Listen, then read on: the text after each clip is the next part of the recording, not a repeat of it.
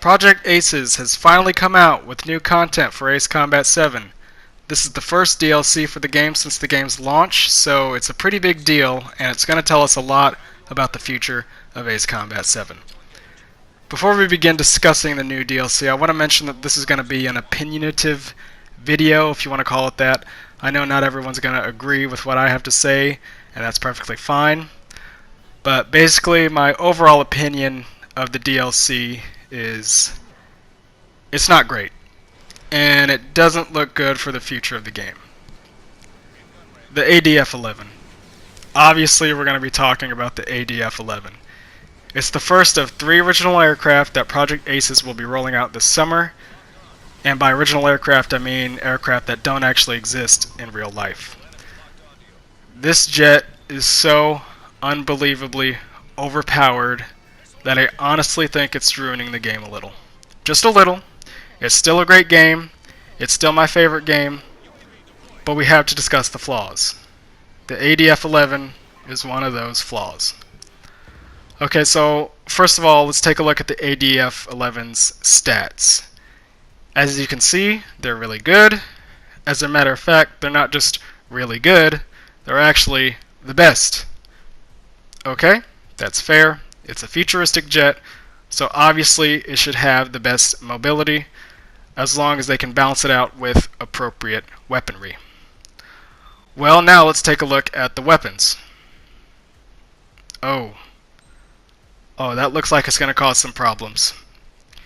Let's discuss this drone for a bit. Project Aces somehow managed to make a new special weapon that is more frustrating to go up against than the Quick Maneuver Missile. Which, by the way, the ADF-11 also has. This drone is just impossible to get away from. As far as I know, the only way you could avoid being hit by the drone is to fly into the clouds, because the lasers that the drone shoots can't shoot through the clouds. Another problem I have with the drone is that you can't tell when it's following you. So someone shoots the drone and you get the standard missile indication, but once the drone reaches you, there's no way of knowing you're being followed except for the fact that you're being shot with unavoidable lasers. And because the ADF shoots pulse lasers instead of cannons, it's impossible to tell which one is shooting at you. So basically, if you're going up against the Falcon with the drones equipped, it's going to be a chaotic situation. Another weapon that the ADF-11 can be equipped with is the TLS. So it does appear that Bandai did indeed buff the TLS a little bit. This is something that I asked for in one of my previous videos. I actually don't mind this weapon on the ADF. It's the same weapon that it used in the campaign, and in multiplayer it actually takes some skill to use, unlike the QAAM or the freaking drones, especially if you're using a controller. Okay, so let's take a break from talking about the ADF-11. I have to mention the Mobius skin for the F-22. This is something that I've been looking forward to since the game's launch for obvious reasons. Overall, I like the skin, but I don't know if it's just me, but the color seems a bit off. It seems a little too gray. For some reason, I remember the Mobius 1 color being kind of bluish, but it might just be my TV settings. I don't know. I still like it. I'm still going to use it.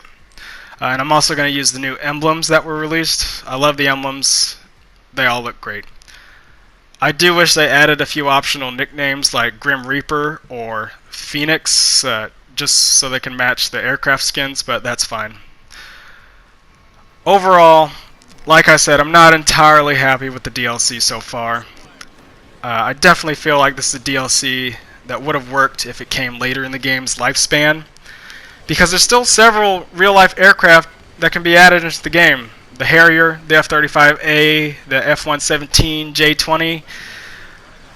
You know, I know a lot of people that, well, not a lot of people, I know a couple people that ended up not buying Ace Combat 7 because they saw the laser beams and the railguns and all that futuristic stuff, and it turned them off from the game. I'm not saying that the futuristic stuff is bad, I'm just saying that it's all stuff that could have been implemented into the game and tweaked as necessary later in the game's lifespan, rather than dumping it all in the very beginning. Anyway, I'm done ranting for now. That's my opinion. Let me know what you guys think, and I will talk to you all later. Combat time's up. The mission was a success. You won.